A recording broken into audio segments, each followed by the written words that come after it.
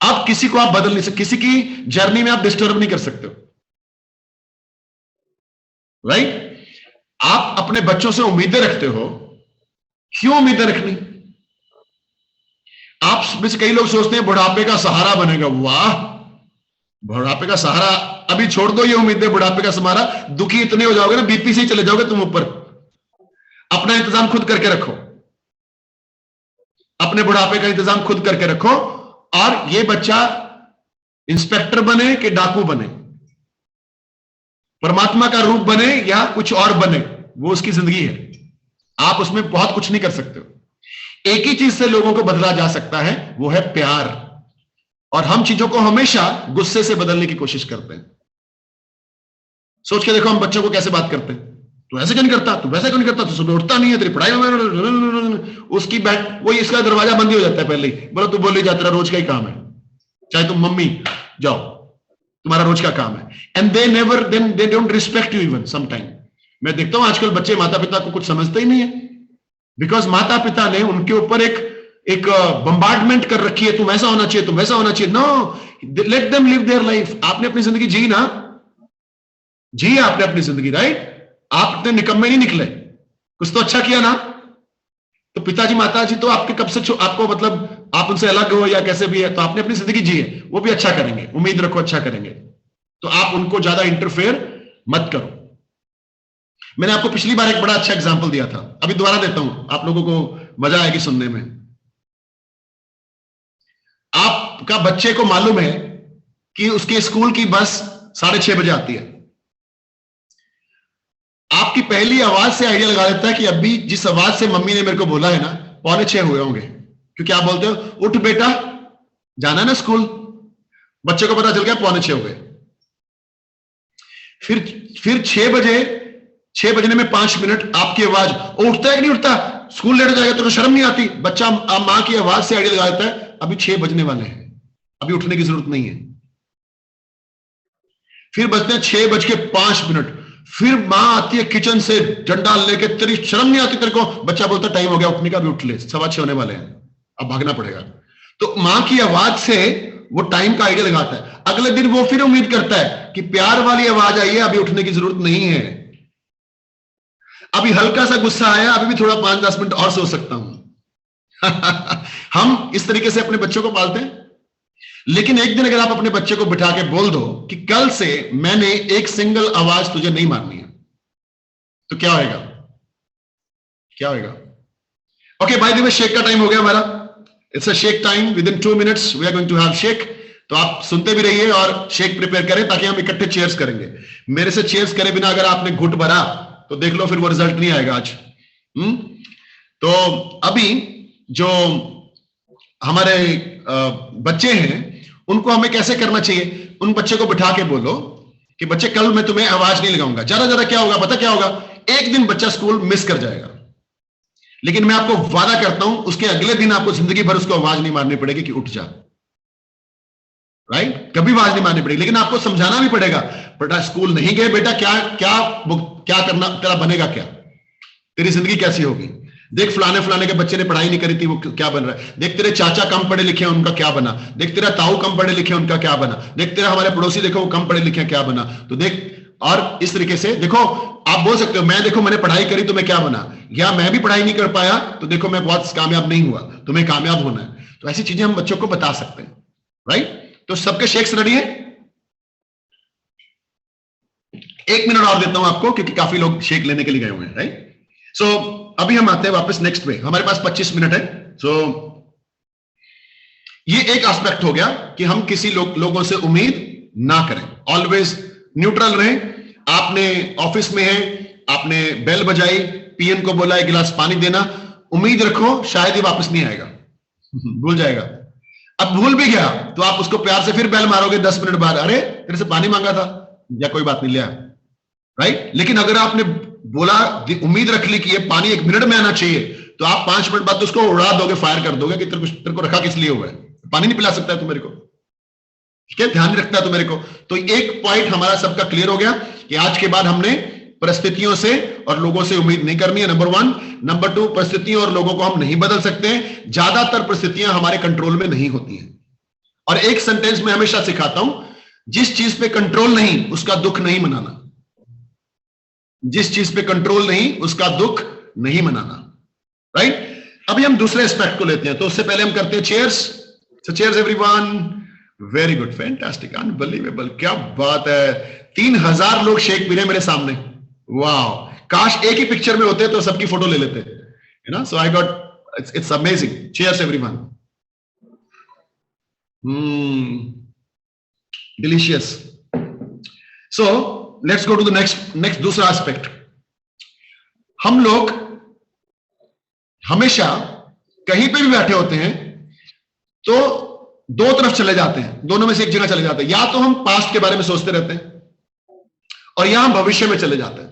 कभी भी देखना, अभी भी आप बैठे हो ना, मेरी बातें सुनते सुनते भी आप या तो पास्ट में हो और बातें सुनते सुनते आप अपने फ्यूचर को देख रहे हो, right? You are looking to the future.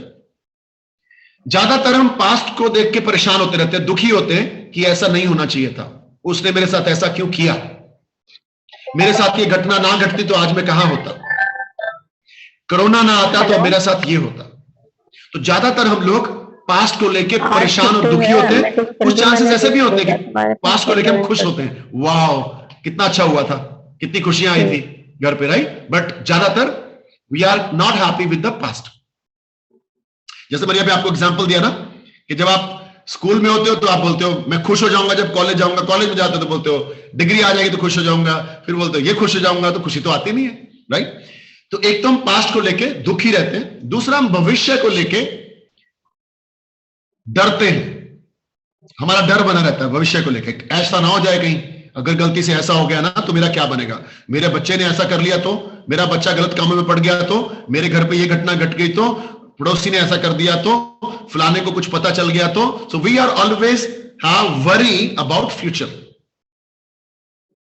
And sometime we are excited about future. Wow, बहुत खुशियां आने वाली है घर पे, right? Sometime, but some time है वो। मोस्ट ऑफ द टाइम हम भविष्य को लेके डरते हैं, हम पास्ट को लेके दुखी रहते हैं, और ये दुख और डर हमारे दुखों का कारण है। इधर की खुशी नहीं रहती है, फेस पे स्माइलिंग नहीं आती है, लेकिन असली खुशी प्रेजेंट में थी। प्रेजेंट मतलब present. What is present? Definition of present क्या है जरा लिखो चैट बॉक्स में। मैं इतना सा फ्रेश खत्म करता हूं और फिर मेरे को शेक की तरफ जाना है। चला, प्रेजेंट की डेफिनेशन लिखो। प्रेजेंट क्या होता है? मेरे को मालूम है आप बड़े सियाने सब लोग, हिंदी में लिख दोगे उसको। प्रेजेंट को क्या बोलेंगे? प्रेजेंट की डेफिनेशन क्या है? मतलब आप किसको प्रेजेंट मानते हो? लिविंग टुडे, मतलब टुडे को प्रेजेंट बोल रहे हैं। और अभी, ओके, वेरी गुड, जो चल रहा है, वेरी गुड। और लिखो, और लिखो लिखो लिखो लिखो चैट बॉक्स में लिखो लिखो। प्रेजेंट किसको बोलेंगे? अभी, okay, very good very good. वर्तमान, today, okay, very good, thank you so much, thank you. मैं आपको बताता हूं, टुडे इज नॉट प्रेजेंट। कभी भी आज प्रेजेंट नहीं है, कभी भी ये घंटा भी प्रेजेंट नहीं है,